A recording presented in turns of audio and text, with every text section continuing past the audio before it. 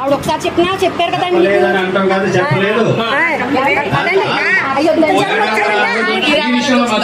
రాముడికి సంబంధించిన స్థలాన్ని మాత్రం దయచేసి జై శ్రీరామ్, జై శ్రీరామ్. 3 నెలల ప్రణాళిక ఇంతవరకు 3 నెలల ప్రణాళిక చేస్తాం. ఈ స్థలం మాత్రం ఎక్కడికి పోకూడదు.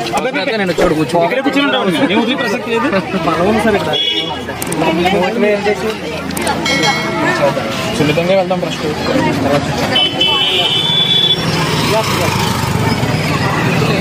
జోడు చేస్తున్నాం. జోడు కూడా మన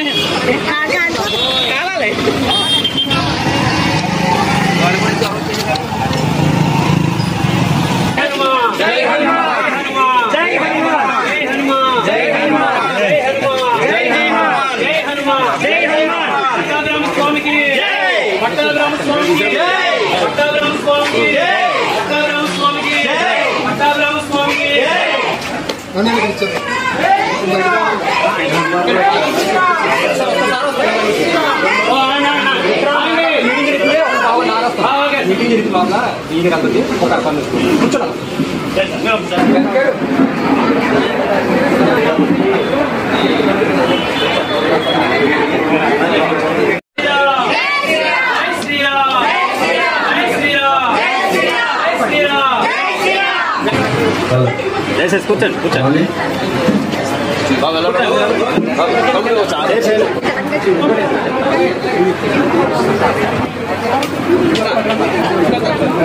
శ్రీకాకుళం నియోజకవర్గంలో ఉన్నటువంటి నా క్యాంప్ ఆఫీస్కి వచ్చినటువంటి శ్రీరామ్ భక్తులందరూ కూడా ప్రత్యేకమైనటువంటి ధన్యవాదాలు. మీ అందరి రాక నాకు చాలా సంతోషం ఉంది. అంటే మీ అందరినీ నేను వచ్చి కలవలేదు, కానీ మీరందరూ ప్రత్యేకించి ఇక్కడ రావటం చాలా చాలా ఆనందంగా ఉంది. అయితే మీరు వచ్చినటువంటి సందర్భం ఆల్రెడీ నాకు తెలుసు. గతంలో మేడం గారు, ఏం పేరు మీ పేరు? సత్యవాణి గారు, ఇంకా కొంతమంది స్త్రీలతో రావడం జరిగింది. ఈ రోజునే మీరందరూ ఇక్కడ రావడం చాలా సంతోషం. మీరు మీ యొక్క ప్రాబ్లం చెప్తే దానికి పరిష్కార మార్గం ఏంటనేది నేను చెప్తాను. ఓకే. ముందుగా ఎమ్మెల్యే గారికి ఉదయపూర్వక నమస్కారం అండి. ఎందుకంటే మమ్మల్ని సాధారణంగా కూర్చోబెట్టి మాట్లాడుతున్నారు. అయితే ఈ విషయం పైన గతంలో ఒక్కసారి ఆయన కలవడం జరిగింది, కానీ ఆయనకు పూర్తిగా తెలియదు. ఎందుకంటే అధికారులు చూసుకున్నారు అని చెప్పారు. ఈరోజు అందరి సమక్షంలో ఒక చిన్న వినతి పత్రం ఆయన కోసం మేము సిద్ధం చేసుకోవడం జరిగిందండి.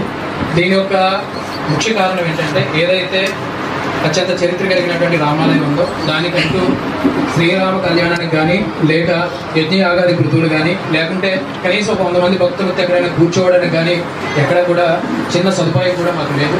అందుకని ఎదుర్కొంటూ ఉంటున్నటువంటి కొన్ని ఖాళీ స్థలంలో చిన్న పర్ణశాలలాగా పాకలాగా నిర్మించుకొని అందులోనే యజ్ఞయాగాది కృతువులు శ్రీరామ కళ్యాణం చేసుకుంటూ వస్తున్నాము. దయచేసి ఆ ఒక్క స్థలాన్ని దేవాలయానికి కేటాయించవలసిందిగా, వీలైతే కొంత మీ యొక్క వెసులుబాటుతో ప్రభుత్వ ఖర్చులతో అక్కడ ఏదైనా రాముడికి సంబంధించినటువంటి చిన్న కళ్యాణ వేదిక నిర్మించవలసిందిగా మేము వినయపూర్వకంగా 50 మంది భక్తుల నుంచి కోరుకుంటున్నాం. మాకు ఎలాంటి డిమాండ్స్ అంటూ ఏమీ లేవండి. ఎందుకంటే మీరంటే మాకు చాలా గౌరవం. ఎందుకంటే మీకు ఎమ్మెల్యే సీట్ వచ్చినప్పుడు ముందుగా సంతోషపడేది మేమే కనుక మీ మీద నమ్మకంతోనే ఇంత దూరం రావాల్సి వచ్చిందండి. దయచేసి మీరే ఈ సమస్య పరిష్కారం చూస్తారని 50 మంది భక్తుల నుంచి కోరుకుంటున్నాం. అంతకుమించిన పెద్దలు కేటీఆర్ గారు ఇప్పుడు చెప్పినటువంటి విషయాన్ని నేను సమర్థిస్తున్నా, తప్పనిసరిగా చేస్తాను. కానీ మీరు చేసింది కరెక్ట్ కాదు. ఇదే పని మీరు మీడియాకు వెళ్ళకుండా నా దగ్గరికి వచ్చుంటే చాలా పద్ధతిగా ఉండేది. కానీ మీరు అలా చేయడం అనేది కరెక్ట్ కాదని ఈ సందర్భంగా తెలియజేస్తాను. మీరు అందరూ చెప్పండి, ఎవరైనా సరే. ఎందుకంటే మేము ఇలా వచ్చామని మీరు అనుకోవద్దండి సార్. ఎందుకంటే ఇప్పుడు ఇంత జనం వస్తే మీకు కొంచెం రాముడు కనిపిస్తాడని మేము ఇలా వచ్చాము. అదే అంటున్నారని బాగుందండి. కాకపోతే మాకు ముందు చెప్పలేదని అంటున్నారు కదా. వాడిగా చెప్పలేదు అంటున్నారు కదండి. ఆవిడ ఒకసారి చెప్పినా చెప్పారు కదండి.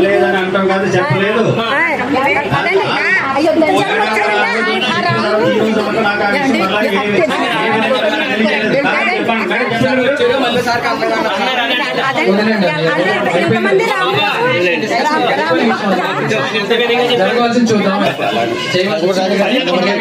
ఇంకొకటి మేము సంపూర్ణంగా గవర్నమెంట్ కి మద్దతు ఇచ్చిన వాళ్ళమే, మీరంటే గౌరవం ఉన్న వాళ్ళమే. కేవలం రాముడి మీద ప్రేమతో కొంచెం అతిగా మాట్లాడించవచ్చు, మీరేమి బాధపడద్దు దయచేసి. ఈ విషయంలో మాత్రం ఆ రాముడికి సంబంధించిన స్థలాన్ని మాత్రం దయచేసి మీరే హనుమంతుడిలాగా బాధ్యత తీసుకొని ఇవ్వండి అయ్యా దయచేసి ప్లీజ్. Thank you. ఆ పేరంతా మీకే వస్తుందండి.